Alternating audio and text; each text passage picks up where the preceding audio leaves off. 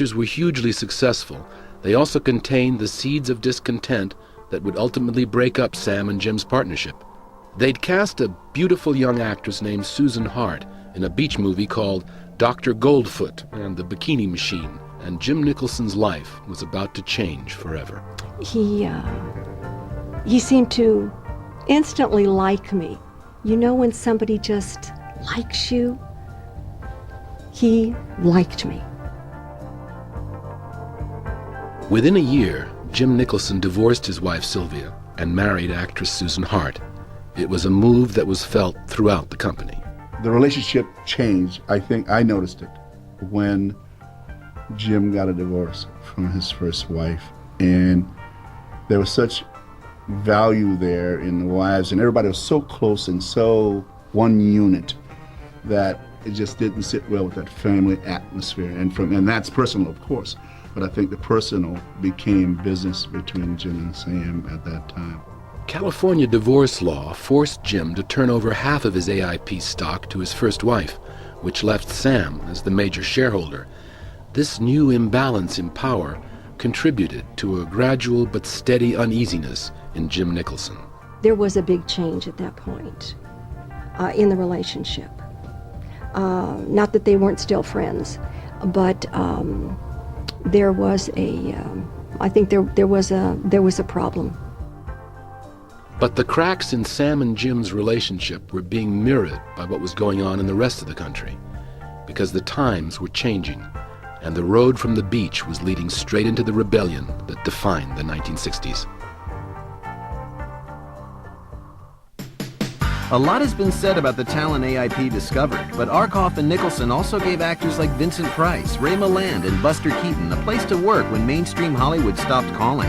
We'll be back with more on AMC's Hollywood Lives and Legends. Now back to more on AMC's Hollywood Lives and Legends. The 60s were a decade unto themselves, and the pictures were only a part of that time.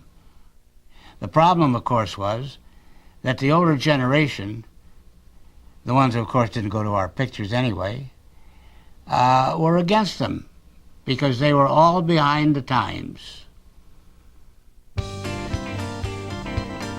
At this time, the 60s, when, America started having this nervous breakdown and flower power and the summer of love and the Vietnam War were all starting. What all of America had to cope with was the fact that America had changed.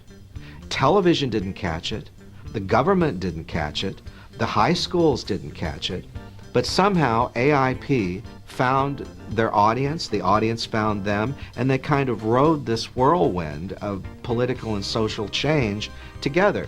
When the cultural Big Bang exploded in the mid-1960s, it was no surprise that AIP was there helping to light the fuse. Sam and Jim's business wranglings didn't stop them from jumping headfirst into the counterculture, and Roger Corman, who had no interest in the beach movies, was eager to make a new kind of picture to reflect the changing times. This is when Roger and Sam and Jim came upon what was to be the most controversial film American International ever did, and that was The Wild Angels. We want to be free to ride our machines without being hassled by the man. And we want to get loaded. They're wild and no angels, law-defying. Those were the 60s, the days of the counterculture. Jim and I were aware of the phenomenon, which it was, of the Hells Angels at that time. So I shot The Wild Angels with Peter Fonda, Bruce Dern, Nancy Sinatra, and a number of young actors. It was the first of the Hells Angels biker films and was the biggest success AIP ever had. Getting The Wild Angels onto the screen wasn't easy. Both Bruce Dern and yours truly, Peter Bogdanovich, were beaten up by Hells Angels during filming. Then, 5 days after the film's release, Peter Fonda got busted on marijuana charges, causing a flood of unexpected but welcome publicity. And the film, costing less than $360,000, returned $10 million in profits. The moral majority in this country went bananas when the picture came out. It made a lot of money and started the studio toward more counterculture movies. The very next picture they did was The Trip. We were doing what was interesting to the young people. Now, if that's counterculture, it's a question of whose culture we're countering. They wanted it to be dangerous. They wanted it to be acid trips. They wanted it to be psychedelic. The innocence that was in those early 50s and 60s pictures completely changed. We had Peter Fonda, Dennis Hopper, Bruce Dern, script written by Jack Nicholson, sort of the major names of the movement and clear experts in the subject. I've got this whole thing going with people on acid. I just like what happens, you know? Yeah? They're groovy people. The Trip launched AIP headfirst into the hallucinogenic world of the drug culture. And with Sam and Jim's blessing, Roger Corman gave audiences something else they couldn't see on television. The Trip was the first film in which I used nudity. Nudity was starting to be used in other films, and it was even being shown on Broadway. Nudity had suddenly become part of the culture. I used it only in the LSD sequences as part of the fantasy area of the film, and I didn't really use very much of it.